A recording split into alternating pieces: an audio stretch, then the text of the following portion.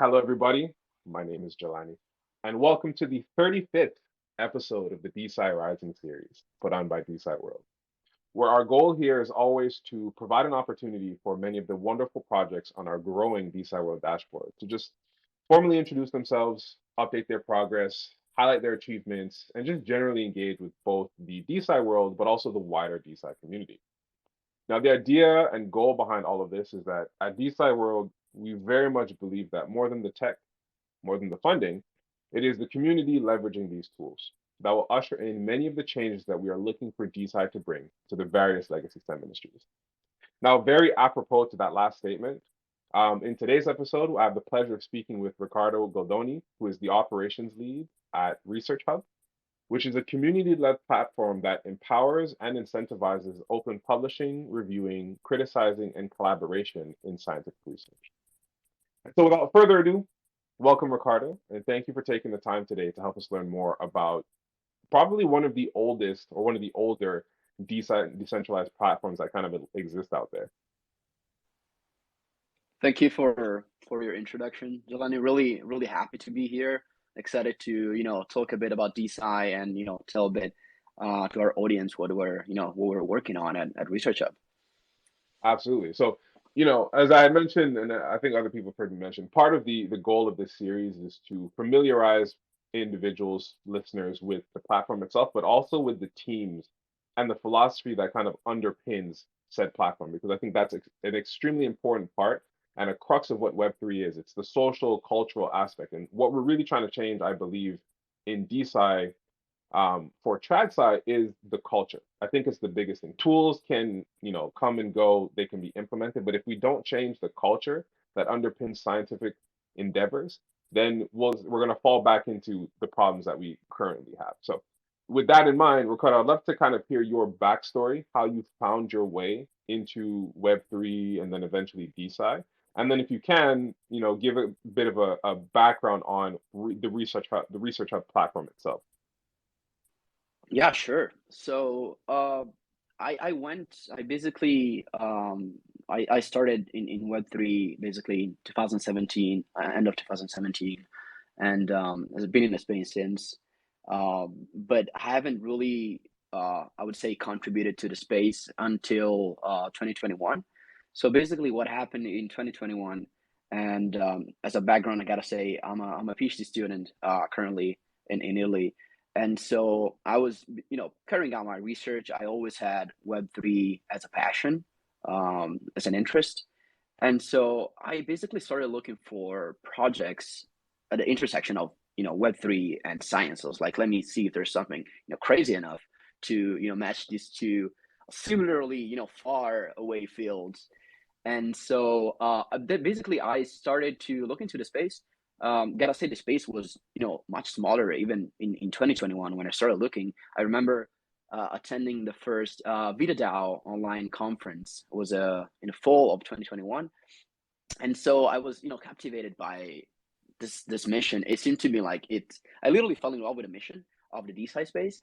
And so I started looking into projects, and I remember meeting Shadi. Shadi was actually one of the from Sentia, one of the first people that I talked to in a DeSci space. So I'm really grateful to having been able to meet him as well. And then I was looking for platforms. I registered on ResearchHub, and then I haven't looked at a platform for like a few months. And then I got back to it. And I was like, okay, this project seems really cool. I would like to get more involved. Basically, that coincided with the time when at ResearchHub we were looking for editors, which are basically giving you a spotter. It's basically like curators of scientific content on the platform. So it's like, okay, that's a great opportunity. Let's see, if I can get in. And so I applied. I met a team, and I was basically able to join as an editor at the end of 2021. And so since I joined, I started to take on a bit more, let's say, organizational responsibilities, and that's how I got into the role of like operations lead. But really, what I wanted to say is that the DeSci space for me has been a great encounter, because I would have never even imagined using Web3 tools to solve the problems. And unfortunately, we have many in academia. So that has been a really fortunate encounter for me, and so that's why I haven't left. Haven't left since. Um, yeah. So Research Hub. Wait, wait, Basically, wait, wait, Research Hub. wait. Before we get on to ResearchHub, one thing that I think we're all curious about, or at least I'm curious about, is what are you doing your PhD in? So I'm a PhD in bioengineering. Okay. Basically, my work revolves around developing biomedical devices. So I'm currently developing a point of care device. So it's basically like a miniaturized device that ideally clinicians could use to do diagnostics. And in my case, it's cellular diagnostics to do like a assessment of your oral health, because oral health is connected to systemic health. And so my idea is basically to develop this tool that could be used for mass screening of population, and just to look if something's going probably not going so well, you should get checked and do some other tests. Awesome. Sounds good. Sorry for interrupting you. Please proceed. No worries. And so the what basically Research Hub is doing is, and you've probably seen the mission, the slogan is accelerating the pace of scientific research. And so that seems like an ambitious and complex goal to achieve. So especially because it needs to tackle the several aspects of academia, because academia is multifaceted and it has several issues, as I was saying, on several different aspects.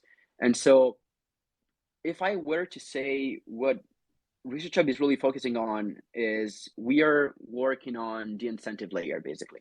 So we're basically creating an open forum for discussion of research, and basically providing also an avenue for collaboration between researchers, but where you can also earn for your knowledge, or for contributing value to the scientific community. That's really good. I think, and I guess we'll get into why that is necessary more in detail. But seeing these experimentations in terms of how can we incentivize participants to truly get in, or to kind of participate more in the scientific process. And I think that's something that people don't really understand, not only from the layman perspective, so those outside of the realm of science, but even within the realm of science. When you think about a scientist doesn't actually partake in all of the endeavors that make up the scientific process, right? Most scientists are not reviewers, or I should say peer reviewing is done by a very small percentage um, of scientists. And so if there's a way to create a more holistic system where scientists have the bandwidth to be able to both produce data, synthesize it in a way that is digestible in the form of manuscripts or future units of knowledge, but Mhm. also partake in the curation and quality assessment of not just their own, but other science that is being partaken or being generated, then that leads to a more holistic, multivariate ecosystem. Where as I'm a neuroimmunologist by training, but if I can partake in the reviewing of, a physicist or something that is tangentially related, just like biomedical manufacturing, that broadens the depth of my skill sets, and probably gives rise to future avenues of innovation just by having that clash. So creating means with which to facilitate that, I think, is very impressive, and it's very much needed. But to that particular point, what sparked the idea of Research Hub? I know you're not one of the original founders. I believe Brian Armstrong, the founder of Coinbase, and Patrick Royce are the two original founders of Research Hub. But what was their, I don't know if you're aware, but if you are, what was their spark? What was the spark that engendered this idea from them? Yeah, so as you said, basically, um, Patrick Joyce and Brian got together to to create Research Hub. Basically, it was Patrick that had experience in the in a scientific space, and got a bit disillusioned by academia, and identified some problems, and at the same time, casually, Brian was also putting out a blog post where I think back in 2019, where he was outlining all of the different problems that academia was facing, and some of potential solutions, or at least let's say ideas that could solve some of these problems. And so basically that blog post turned into what you see today, that is the platform that has been built since. And so I think basically was was the need. It was something that was so apparent to both of them, and it's the same kind of feeling that I had because I went into DeSci because I realized the problems that I was facing, personally in academia, and so I was trying to find a way to solve those problems. And so for me, for example, it was reproducibility of science. So I got so many times, I got so pissed because like I was trying to reproduce some papers and it was not working, and I was questioning my ability as a scientist, and that got me into thinking. I was like, hey, why are not people working on problems such as reproducibility? And that's basically what got me to look into DeSci. So I feel like everyone has its own story of like why we got into DeSci, and like the problems that we face are different, but we kind of share the same the same story, the same line of thinking that something is not going so well, and we want to find a way to fix it, basically. Yeah, it almost at this point, having been in the DeSci space for about a year or so, a little bit more, it feels like it was an inevitable, it was an inevitability, right? People have, as scientists, dealt with so many issues that it became obvious that, of course, people are going to start to funnel towards paths of least resistance, at least ultimately by developing new tools. And so for myself, my origin story is similar to yours, where it was, I've been a part of Web3 and interested at the trying to figure out why there was no intersection between Web3 tooling and the concept of open, transparent, immutable data management, storage, and transfer. And how come that didn't exist in science? And so much like you, just I kind of Googled it, fell down the rabbit hole. And so many people have similar stories. Um, but ironically are tackling it, not ironically, but I guess for the betterment are tackling it from different angles, whether it be from the publishing perspective or the incentivization layer or the tooling layer. It's great to see all these projects kind of popping up to do that. But what's interesting about Research Hub is that it kind of assimilates many of those parts into one. It's almost not a fully comprehensive, but a more comprehensive platform because you deal in alternative currencies, you deal in alternative frameworks like tooling capacity in terms of allowing people to review openly. Um, and in a way, it also incorporates the social aspect because it's kind of like a Reddit for scientists to evaluate research. And so, with that kind of being our starting point, can you describe the Research Hub ecosystem and platform for myself and the rest of the listeners? Yeah, absolutely. I think you kind of said it already when you said it's basically kind of like we aim to be as comprehensive as possible, meaning Research Hub aims to be top of the funnel. Basically, we want to try to onboard as many scientists as possible to the DeSci space. And what we're thinking is that the best way to do so is, scientists are not easy to in terms of like communication. I'm a scientist myself, and I know that most of the people that I work with don't use the same tools that I, for example, use in the Web3 space. And so it could seem like a high barrier to entry if you're using a lot of like Web3 tech. And so what we're trying to do at Research Hub is basically lower this barrier by making basically creating this platform that is Web2ish, where you can easily join, start to get a feeling of what you said before, really important, the culture of the people that are using the platform, that are basically, creating content, creating value for the platform, be part of this movement, get a feeling of what it means to be part of this movement, and then slowly, slide in a little bit of the tech of, the Web3 stack that we're talking about. Okay, so for example, we have our incentivization layer that is natively a Web3 tool, and there's other projects in the space that are developing the rest of the tooling that will be needed to create the full Web3, the full DeSci picture. Okay, so Research Hub is you went with a good analogy that the Reddit for science, the Stack Overflow for science. That's the idea.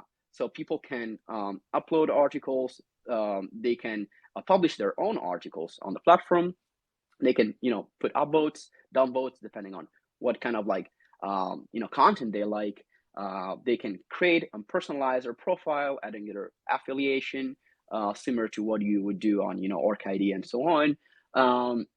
They can choose their hub, and so if you're interested, for example, in immunology, you should probably join the immunology hub and get your feed personalized with that specific content. Um, and then you can basically, and that's what I think really distinguish us from, the rest of like what's already available in the Web2 space, is that you can earn for your knowledge. And so you can literally, let's say for example, you have an expertise and there's a person that is looking for that exact expertise. You can provide that in return for value. Okay, in this case, in return for some tokens. In the same way as you could, for example, request some services.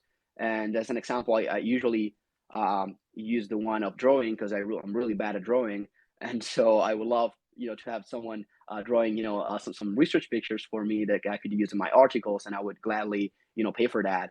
And ResearchHub is providing an avenue to do so, and that's why I think it's really transformative as a platform. That is actually really, really interesting. Just off of the fact that, including the artistic rendition, I guess anybody can leverage.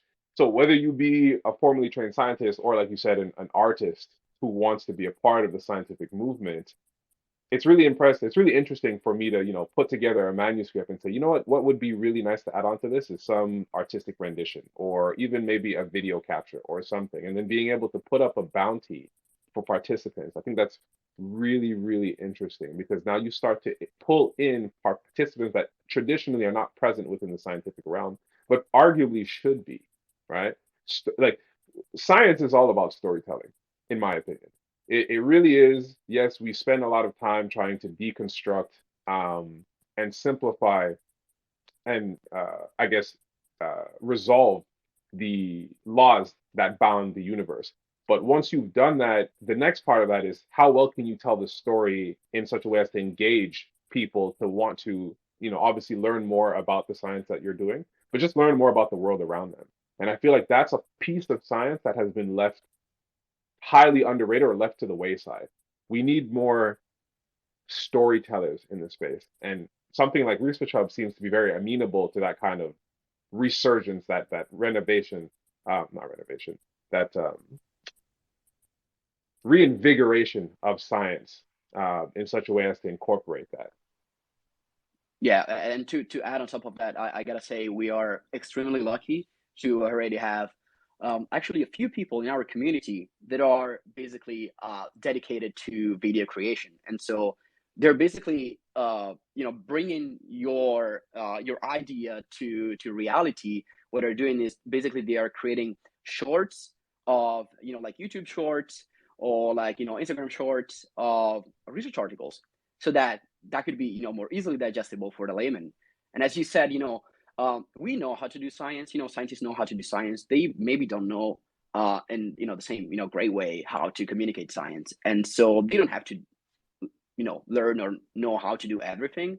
If you could have someone else supplement what you're potentially lacking, um, and that would be a great way to complement what you're already providing to science. You create a content. Even think about something that I've been thinking about quite a lot lately is the concept of the manuscript. So we are creating articles, a lot of articles. Okay, so we're putting out a lot of scientific content in terms of in the form of manuscripts. But the underlying is even more important. The data. And so if you were to provide only data and other people could write manuscripts around the same data, drawing different conclusions, that will also be pretty powerful. And so what you're saying is that, and what I'm saying is that basically the scientist doesn't have to do all of the tasks. It could just be restrained to one specific task and be complemented by the work of other scientists that know how to do specific other things, statistics, drawing figures, and so on. I think that would very much change the game in science. And the ability, really, I think the linchpin that differentiates it is the ability to incentivize that. When you create alternative streams of revenue that can allow people to subsist comfortably by leaning on the skills that they want to use and the passions that they want to pursue, you probably generate more um, creativity, more genuine, desire to participate within the realm. And I think a lot of scientists, myself included in my experience, are sometimes pigeonholed into doing science that doesn't speak to them, doesn't speak to their soul. It's not a passion to them, just because they need to either publish or perish. And I see you guys really helping flip that narrative around and provide this alternative structure that scientists can then incorporate into their livelihoods to make their quality of life and their quality of science better. So applause for that. That's a great thing. One thing though, and you and I talked about this a little bit offhand, and if you don't have a specific clear answer for this, that's fine.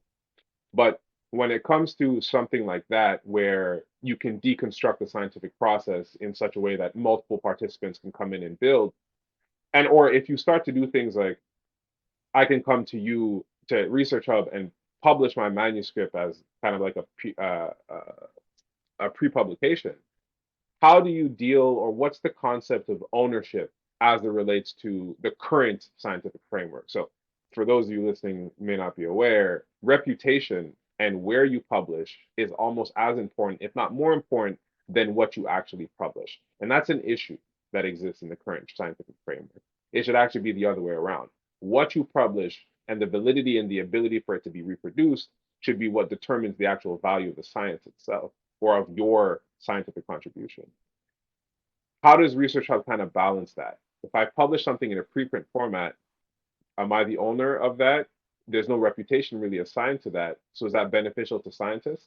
And is that going to detract scientists from wanting to participate in that kind of ecosystem because the incentive is not what they're used to?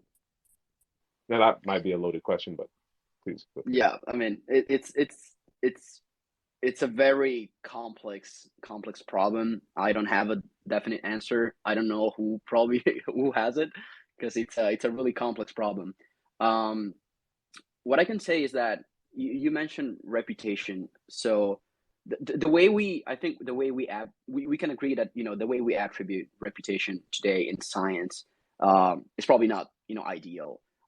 Even the metrics that we're using to track reputation among scientists is not ideal. Okay, the very concept of citation itself is already kind of lacking. It's a one-dimensional term that is lacking a bit of substance, and so something that I think there's no way right now. I think what is most important uh, for a researcher is to create scientific content, scientific output that can be used by other researchers to build on top of that knowledge. Okay, and so if we take this concept, then what becomes really important is not really like where you publish or what you publish, but like how many people can use the content that you publish, what other people build on top of the content that you publish. And so we don't have really right now a metric that can evaluate um, if other people have successfully reproduced your work or used it to build something else. And so if we were to introduce such metrics, people would be definitely more incentivized to openly share data, make sure, the data is actually, factual so that other people can use it in their research. And this is something that we don't have now. We don't have a metric that can track that. And so people are not really incentivized to do that. They're more incentivized and like as you said, like creating new manuscripts and floating the scientific literature with new papers. Um the question of data, the question of ownerships over data gets a bit tricky when there's innovation and IP involved. And so that's why I think it's a quite complex topic. And I respect a lot of the work that Molecule is doing in the IP NFT space, because I think it's a really tricky space.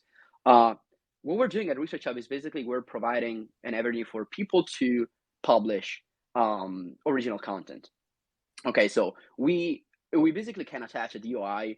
People can pay a small fee on ResearchHub. It's not $3,000 as in is in the big journals. It's something like a few cents. But people can actually publish original content on ResearchHub, and so as if you were doing that on a preprint, and that already gives ownership of that data, of that manuscript, to the scientist on ResearchHub. And the scientists can build their own reputation on ResearchHub. Something that we're currently working on is exactly that, a revamping of the reputation, to make sure that it takes into account Basically what are the traditional metrics that we're using in academia, because people are still relying on those metrics, so we need to take that into account. But we also want to include some other aspects that traditional academia normally does not include. And so, for example, if someone like a citizen scientist doesn't have an affiliation with a big university, could still build their own reputation on ResearchHub by publishing content that maybe is appreciated by the community, and so they create their own reputation on the website, and you can see it, and you can basically, if you're looking for a specific knowledge in a specific field, what are the experts. You could potentially know what are the experts based on the reputation that are building on an alternative platform. So it does not aim to replace what we currently think about as reputation, but it's creating an alternative way to measure it that could fit potentially a more inclusive audience. I love that you mentioned that because I think one of the common staples that we try to make at DeSci World when talking to people who exist outside of the bubble is that DeSci as a paradigm is not looking to necessarily replace traditional science. It's to create a complementary alternative paradigm that can coexist with it, whereby you can pick and choose the pros and cons from both and apply them where you see them fit. And in particular in this case, although I will say I think the reputation uh, framework or system that exists in traditional science needs to be fully disappeared. Um, I would say that I think the natural evolution of it is by definition what you guys are creating and what others are creating as well, because it becomes much more robust and anti-fragile when instead of relying on a government body or a small group of elite persons who have control over the money flow to decide whether this is valuable science or not. It is the entirety of the community. It is literally an open playing ground for people to come and say, you know what, this is really good or this is really interesting, and contribute to it. That to me, and I think just statistically speaking overall, is a much more powerful metric in terms of determining, yeah, this is valuable. 100 million people agreed. 100 million qualified and even unqualified participants have all reached a converging consensus that this person's work is probably reproducible and very groundbreaking. I think that's a phenomenal way to measure uh, reputation for a particular research, a particular researcher. So that's fantastic. Yeah, and think about it. I think this could be even more powerful when you introduce this step of the wisdom of the wisdom of the crowd, I like to call it, before the paper gets published. And so think about a peer review coming in, sorry, a preprint coming in, and people could basically vote on whether they think it's a good or a bad manuscript, obviously giving their own comments and so on, and you could get like a score, like you would get a Rotten Tomato score on a movie that also has a critic score that is given by the journal, for example.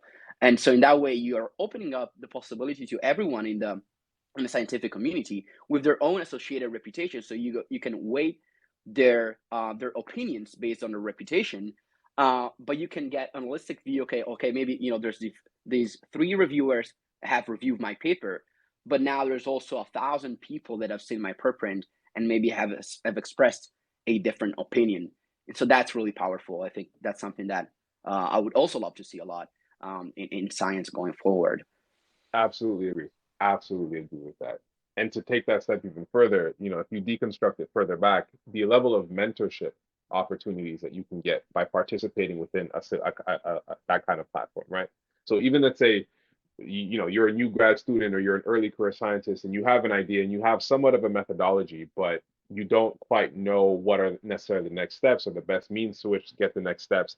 Being able to plug yourself into a vast community of participants that are, you know, whether it be incentivized uh, personally or just from their own passion, are willing to or want to see your work progress in a particular direction. I think that's extremely powerful.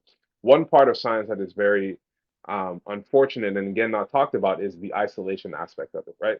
Oftentimes you work within a lab, and if you're in a really good lab, then that can be a really good community that can help you. But oftentimes it's, you're kind of an individual within your larger lab. And then that lab is isolated from the larger community because of fear of scooping or, sharing ideas, and not being the first to move.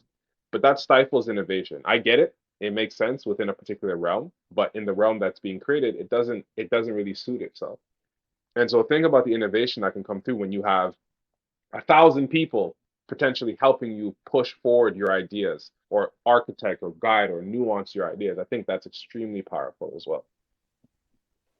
Yeah, absolutely. And again, talking about Naples, when I went to Naples last week to give a little speech about research hub, I have this slide basically where I put on one side of the slide traditional science, and on the other, DeSci, the DeSci space. And one of the elements is exactly what you just said. Uh, Due to this publish or perish culture, science that has started as collaborative has now turned into a competitive thing. And so now you don't have collaboration anymore. Now you have your PI that maybe, has to think two times before actually collaborating with that other group that might be a great idea, but maybe not in terms of like, publication and ownership of the research data and so on. And so, yeah, I can only agree.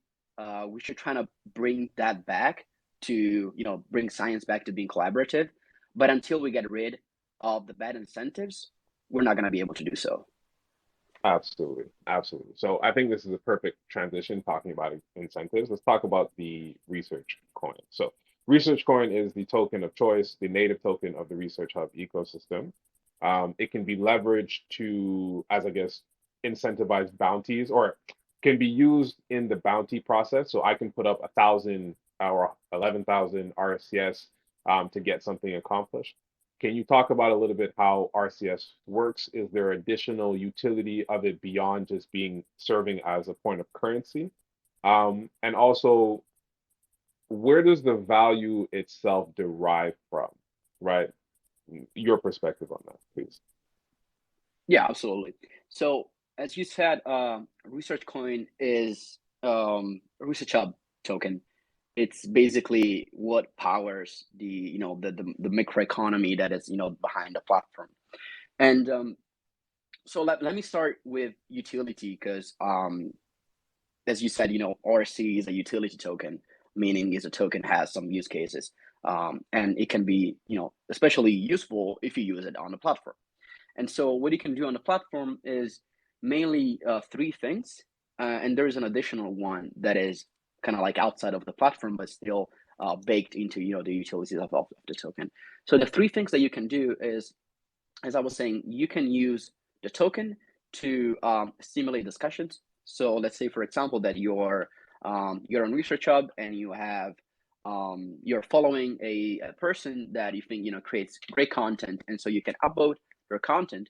But you can also do is basically you can tip, you can leave some tips that shows appreciation for the value that they're bringing to the platform, and that tends to stimulate discussion because other people see some content that has been tipped. They maybe want to dig into the paper and see why it has received some tips, and so that really helps with overall creating an engagement and discussion on the platform. The second point is that, as I was saying before, we charge a really, really small fee for publishing, but that's another use case. If you don't have RC, you can do that. And so if you want to publish through Research Hub and you want to sign a DOI, because you can also publish without a DOI, in that case, we won't charge anything.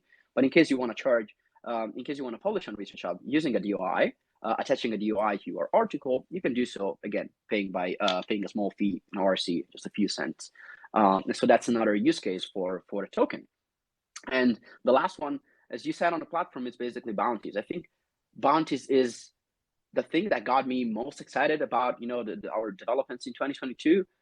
We were all really excited about this feature, and so when we shipped it, it got really well received because now people was able to put together all these little rewards to get some tasks on, or to get some answers on specific technical questions. And so that's a really another really great use case for utility on RSC. The last one that I said is kind of like outside of the platform is the one of governance. So now you have a token that baked into the token itself also has some governance power. Okay, so you basically have some voting rights associated with the token. So we, as the ResearchHub community, we have a core team that puts forward proposals. So normally what we do is we start by discussing in a very informal way. We open up a forum on our Discord server where we discuss a potential proposal, new proposal, and we get other people's opinion, feedbacks, and once we have defined what the proposal is going to be, that proposal goes on Snapshot. And now you, as a RSC holder, can vote on the proposal using the token. And so that really helps aligning the incentives of the token holders with what is the direction that we're taking as a community. So all of the steps that we want to take into the future, you can have a say in the way the community is governed by voting into this into our governance process. And one thing that I want to emphasize is that we have 5 or 6 months ago shifted from linear to quadratic voting. That is a very it seems to be a technical element, but it's actually a really important point because now even the small token holder can have a say with respect to the big whales that might accumulate the token. So that's really important to enlarge participation in the governance process as much as possible. So I think I summed it up in terms of like value. I mean, this is the value of RSC comes from its own nature. It's a transactional token. Okay, so you need the token to participate in the ResearchHub ecosystem. Okay, and as I was saying, if you want to have a say in the decision-making process, you're aligned with the mission, and you want to take part in what we're doing, then you would probably want to gather some RSC and participate in our voting proposals. See, this is part of the reason why I really love DeSci, and I think that why DeSci and refi and these impact real world focused niches are actually going to be the saving grace of Web3. So the original advent of Web3 being spearheaded by, on one hand, NFTs, and on the other hand, DeFi, both of those are very finite in their use cases, or at least the implementation of them has been very, not closed system, but not Ponzinomics is not the right word, but it's just been not tailored for actually helping a circular economy come into fruition. But as we can see with ResearchHub, you have value, or you have forces or vectors that push money into or value into the actual token, but then also allow people to divest themselves if they so choose so, but not in such a way that unbalances the system, assumedly, right? And so the value of the research token, as you said, is the value of the platform. So as more scientists want to capitalize on the non-monetary value that exists in the ResearchHub platform, then RSC becomes a necessity to participate in that ecosystem. So as the culture grows, RSC's value grows. And I think that's a much healthier way to determine value of a currency than, more arbitrary means of whatever it may be, right? Like the value itself is from its real life purpose. And I think that's really cool. And I would highly suggest that other DeSci projects that exist out there, and even really look at successful platforms, or at least closed system, closed economy platforms like yourselves, to determine what kind of tokenomics they want to put out and implement. So again, another great congratulations on that. I think ResearchHub is doing a lot of fantastic work in terms of helping reshape the scientific ecosystem, and again, the scientific culture that surrounds that. So I have a few more questions, but I also want to open up the floor to participants who may themselves have questions or comments that they want to throw in. Please feel free to come up, put in a request, and I'll bring you up to ask Ricardo more questions.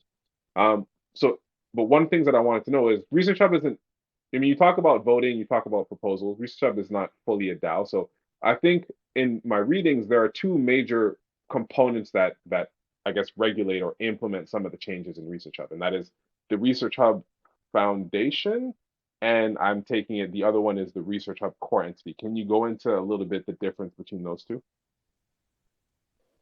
Yeah, absolutely. So you said it correctly. Basically, there's two entities. Okay, so there's a ResearchHub Incorporated that is basically the team behind the development of the product of the platform that you see online. Okay, so we have the devs working tirelessly to make the platform better for our users.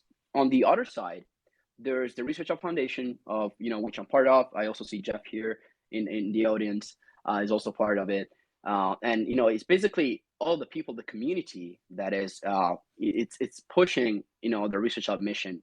And so what we do at the ResearchHub Foundation is basically creating events, doing outreach for this mission, and basically complementing what is an already amazing platform that we have online. But I feel like the power of ResearchHub is actually the community behind it, that is populating the website, that is making the awesome content that you can see yourself if you go on the platform. And so what we're our mission as a ResearchHub Foundation is to make sure that this community grows day by day.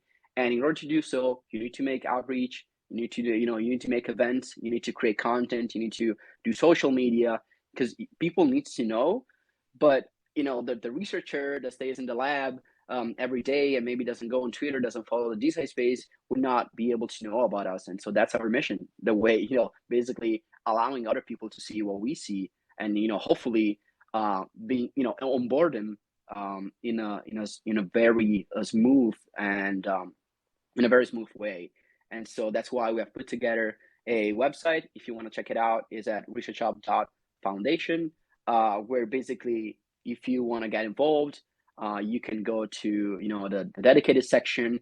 We have applications to join our working groups. So if you have specific skills, that kind of like ties back to what we were saying before about having people that complement each other's skills. That's also the same way as we run the ResearchHub Foundation. We want to have as many people as possible contributing, so that we can complement our own skills, because I don't have all the skills needed to make this vision a reality. And so I want to surround myself with other people that are aligned with my same mission, and bring other skills to the table. And that's really what the ResearchHub Foundation is all about: creating this amazing community that pushes the boundaries of science. That is fantastic, and it really is. It really is true. Again, call to action to all DeSci projects that listen to this, or please go out and tell your favorite DeSci project. The community is the biggest value that you will generate. Your tooling means nothing if nobody is willing to use it, and nobody's going to be willing to use it unless they're aware about it. So if you yourself don't have the bandwidth to generate the media content or put boots on the ground or do the guerrilla marketing, then please refer to other projects within the ecosystem that can do that, whether it be DeSci World or ResearchHub or DeScire or any of the other social focused projects and platforms. Please do make a concerted effort to reach out to them. We, I think, all interact with each other more or less as we push forward. Maria, here I'm going to let speak, has reached out to me. I've spoken on her panels. We love to have them with ours. Having this interconnected layer of social comms that can help support you and support your infrastructure is paramount. So spend your time, spend your money if you happen to, invest in these projects such that it can help you, right? It help us help you. With that being said, Maria, you're up. Please unmute yourself, ask a question, make a comment. Hi, Jelani. Hi, Ed. Hi, Ricardo. Congratulations on your beautiful initiative. This is Maria Guaretti Freitas. I'm calling from São Paulo, Brazil. I want to ask you 3 questions. Would like to know how is people responding to this, if they are submitting manuscripts already, and which area are you noticing that people reaching out, like if it's computational or biology or health sciences? And also the third one would be if you will be having peer review in your platform. You will think that rewarding reviewers and editors with bounties and your coins are in your roadmap. Thanks a lot, Ricardo. Thank you for the questions. So I'll start from the first one and the third one. That is the one that I got. I didn't quite get the second one, but let me first start by saying that we have already, we've seen already interest on a platform, meaning we have recurring 2,000 users per week coming in. and using the platform. So that's already, I would say, amazing. We have more than 30,000 users that are registered on ResearchHub, and we have content basically flowing in daily. So just recently, we have started to make annotations of the Uberman Lab podcast that is basically, you're probably aware of it, but it's a basically a famous podcast being held by Andrew Huberman. And what we're doing is basically complementing what's already there in terms of content on the podcast with some scientific literature, so that if you want to dig deeper into the science, you can do so. And so that's being created all by ResearchHub users. So I was I'm quite amazed by seeing all of the content that is flowing in. I'm uploading my own articles. I'm uploading articles of other people that I like. I put in comments, and I can also do peer reviews. So I'm happy to say that we offer peer review on ResearchHub. So basically, you can go on a platform, you can take a preprint, upload it, and do a peer review, by yourself if you just feel like doing a peer review. But we have also started basically putting together bounties to stimulate this process. And so just recently, we started basically focusing on bioRxiv peer reviews. And so if you happen to go to ResearchHub, you'll probably notice that there are a few peer reviews being done on bioRxiv, because that's basically what we want to show to the people. What he just said, you can kind of ResearchHub, and if you want to do a peer review, there's going to be a bounty for it that is waiting for you to claim it and perform a peer review. So more than in the roadmap, that is actually already happening. So please follow us. We have a dedicated Twitter page that puts out the peer reviews that our editors fulfill. But that's something that is already possible to do on ResearchHub, and I'm really proud to say that, because we can claim to be the platform where people are rewarded, unlike what happens in academia, to perform peer reviews on scientific manuscripts. That is amazing. To reiterate Maria's second point, her question was, have you seen a particular influx of the type of science, of a particular type of science that is being uploaded in terms of manuscripts? So whether it be more computational, more biology, physics, have you seen a skewing towards the side of data, or is it kind of across the board? Yeah, absolutely. Okay, so yeah, I gotta say, I think it's something that kind of like mirrors the DeSci trend. So if you can see that in the DeSci trend, there's a quite developed niche in the biotech space. We've also seen that on ResearchHub, and um, I don't know if it's a casualty or if there's actual causation that there's several problems in the biotech space, especially related to funding.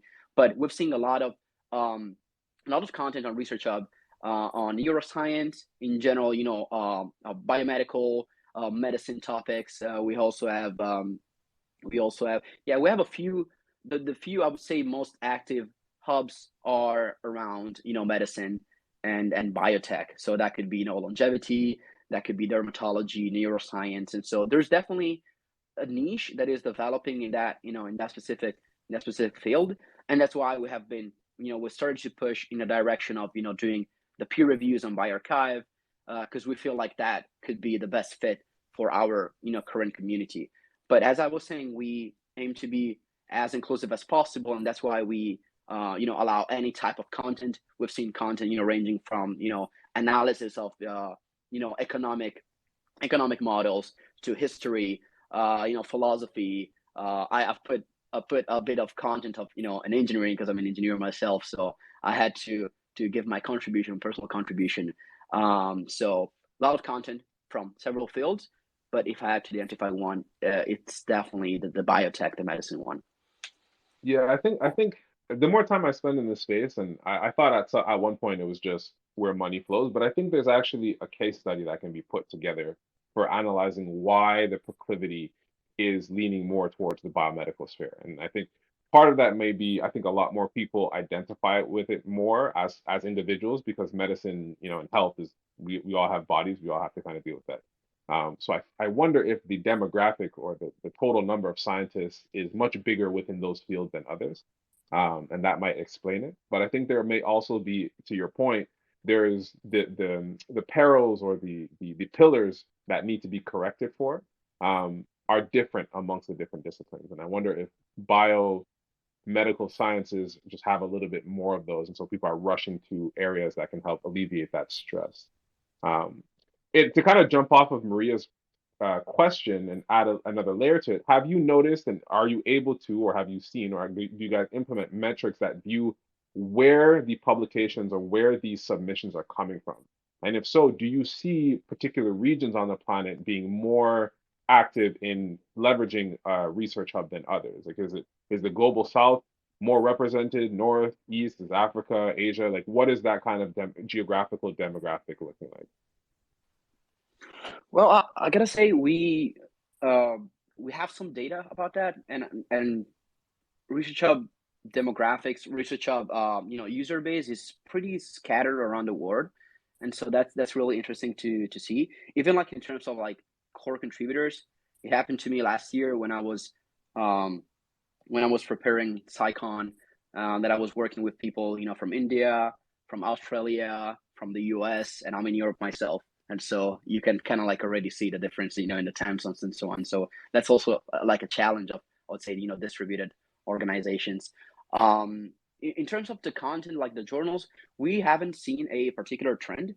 I gotta say that we incentivize, or better, I think it's better if you use, the platform to upload content that is already open access, because otherwise it's limited in its form. If it's open access, you can upload also the PDF, and the experience just gets better because you have access to the whole manuscript. While it wouldn't be the same with a closed access one, because we allow to upload pretty much anything that is of scientific nature. But as you could imagine, if it's closed access, the effect that it can have on the community is limited, because maybe someone doesn't have access. And so in that case, actually, there's an opportunity that arises. If I have access and someone else doesn't, what I could do is I can put up a summary for others people, so that maybe that they cannot access the article, but I can put out the highlights of that specific article. So I would say in terms of journals, we don't really see a marked a trend, but I can definitely see us pushing open access as much as possible to be shared on the platform. Much appreciate that. I have, as we approach the top of the hour, I have two more questions, and then we'll close out. So the first is, have you guys, or has the ResearchHub entity sought to form more formal partnerships with traditional style journals? And if so, or if not, what has been have you received any feedback from those entities in terms of whether positive or negative? Yeah, so we have not formally engaged in any partnership. It's probably like an indirect decision that comes from like having being like head down, building day by day, making sure the platform gets better, our users are happy, and enjoy the platform, and putting that kind of like on the in the background. In terms of the foundation, we are indeed looking around and see if there's something that we could potentially do with other organizations, like maybe open data organizations. We haven't, as I said, formally engaged in any kind of like partnership. We're more looking to maybe doing something like a soft partnership, where maybe you're a nascent DeSci projects, or maybe you're a open access repository. Maybe there's a way where we can easily spin up without having to go into like formal agreements and stuff like that. Easily spin up something that could benefit both platforms.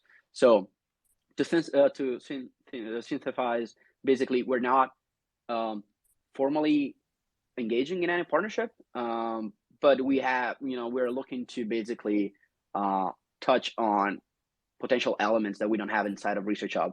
In a potential feature, I can see us basically looking at other projects. We have done something, now that it brings back to my mind, we have done something with VitaDAO. So we have run a journal club together. So that's an initiative that we kind of had in terms of like the soft partnerships. There wasn't any formal agreement. We basically decided, hey guys, do you want to host a journal club together? You're gonna upload the article on ResearchHub. We're gonna rally the community together to maybe make some comments, get some questions in there, do an AMA, and then we're gonna discuss all together on a whole. And so that's the kind of thing that we like a lot on ResearchHub. So basically bringing as much as possible the DeSci ecosystem on a platform and hosting these kind of things. That's the same thing that we tried to do last year with SciCon, basically creating an avenue where all of these projects could be presented, and we could have a discussion all together. So yeah, I would say open to see what's possible, and in general we want to be as inclusive as possible, also in terms of like the different aspects that we include on the platform. Amazing. That's great. And I appreciate that. And I appreciate that collaborative spirit. I think there's, for those of you who are listening, please take advantage of that. I know I'm definitely going to start. I'm going to reach back out, Ricardo, to see how DeSci World and ResearchHub can, I guess, closen our relationship in terms of what we want to provide to the wider scientific community. The last question that I have, I will, trust me, I will. Already sparking all kinds of ideas, and Carolina here is listening, so she'll keep me on post in terms of, yes, let's do this. So the last question that I have is the one I love to end off with, and that's kind of a perspective view in terms of what's left or what's going to be on the horizon. So what can we expect, what can the wider community expect from ResearchHub's roadmap in the near and long-term future? So I would say from the ResearchHub platform side, I can't really speculate about any upcoming features or developments, just because like I cannot certainly tell you what's going to happen in the future. What I can tell you is that the team is working really hard to first of all make the experience of the user as best as possible. If there's one single thing that I can certainly tell, crypto is not, or Web3 in general is not doing a fantastic job, I would say, is exactly the user experience. And so we want to make sure that we onboard as many scientists as possible. And so we have to make it, frictionless for them to join. And so what we're working on right now is exactly that, making ResearchHub as easy as possible to use. So, log in quickly, Gmail, you put in Gmail in like 5 seconds, you're in, your profile is already created. Okay. And that's the way to go. If you want to onboard scientists, there is, maybe skeptic about the space, and just want to learn but want to engage into any kind of like stuff that are not fully aware of how it works, you just join. It's just an open forum. Then if you like it, you can say. So first of all, big focus is on user experience and making sure that people can easily join our platform. What I can tell you though is that speaking on behalf of the ResearchHub Foundation, I can tell you that there are a few things in the plans that we have. As I've anticipated, we are looking at a few potential, kind of like partnerships that we're exploring. We will host, and this is actually the first time that I say it publicly, so I'm saying it here at DeSci Rising first. We will host SciCon again this year, so there's going to be a SciCon 2023. So hopefully making it even better than last year. And lastly, we've just recently onboarded a few open source developers that could potentially help us with a few things. And this is being coordinated by the ResearchHub Foundation. And this is not the RH core team. This is the foundation kind of thing. And which in my eyes makes it even more exciting. So I hope I answered your question. Those are the main things that we're currently see in the near future. No, that answers the questions. That is amazing. And I think a good metric for the success of an ecosystem is when its individual participants starts to take on the responsibility of pushing forward initiatives. I think we're all looking to get to that point. It's great to see a project reach that. I think you guys serve as a great either mentor or pillarship for us to kind of compare and contrast and see what we need to do to get that same kind of metrics. And also what direction are worth going down. So Ricardo, I'd like to thank you, obviously the ResearchHub Foundation, for a lot of the work that you guys are doing. I think you guys set great precedents for the value proposition that DeSci has. And I look forward to being able to highlight and signal boost the work that you guys are doing throughout our various initiatives at DeSci World. So if you want to, I'll allow you to, as we close out, any final parting remarks that you want to leave to everybody. Yeah, so I wanted to thank Maria for her questions. I wanted to thank you so much, Jelani. This has been amazing, really. It's been probably the longest Twitter space I've ever done in my life, and this has been truly fantastic. Being able to openly share what we're doing here, you providing the avenue, the ground for us to make it public and have other people know more about what we're doing. I'm really grateful for this opportunity, and I'm really grateful for the role that DeSci World is playing in the space. And I think if we all continue to work in this way, collaboratively pushing the space together, I'm pretty sure that the future for DeSci will look brighter and brighter day by day.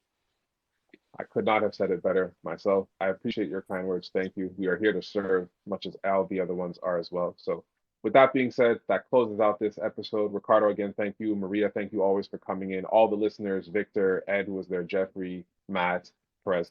I see you guys all here. Thank you. Appreciate your participation. Just as a reminder, DeSci, the World of DeSci, sorry, yeah, the World of DeSci Belgrade conference is happening over this weekend. It begins tomorrow, goes until Sunday, and this would be a DeSci dedicated conference with taking place in Belgrade, Serbia, attended by a variety of scientists, non-scientists, industry incumbents, government officials, media participants. It is going to be live streamed, so just stay tuned for the links for that. If you couldn't make it there physically, that's fine. We're going to be hosting a variety of conferences. And Ricardo, I would love to be able to sit down and see how us and the ResearchHub Foundation, the ResearchHub community kind of come together to make these conferences bigger, better, more comprehensive, and showcase really the power of DeSci. So I'll be in contact for that shortly once we finish up what we're already doing. But I hope to see you guys all either not, if not there, that at some conference. I'm definitely going to come to SciCon, wherever that may be. And yeah, I hope you all have a fantastic weekend. Ricardo, I hope you have a nice holiday weekend. And we'll be in touch, and we'll see you next week for another episode of DeSci Rising. Have a great time, everybody, and it was a pleasure.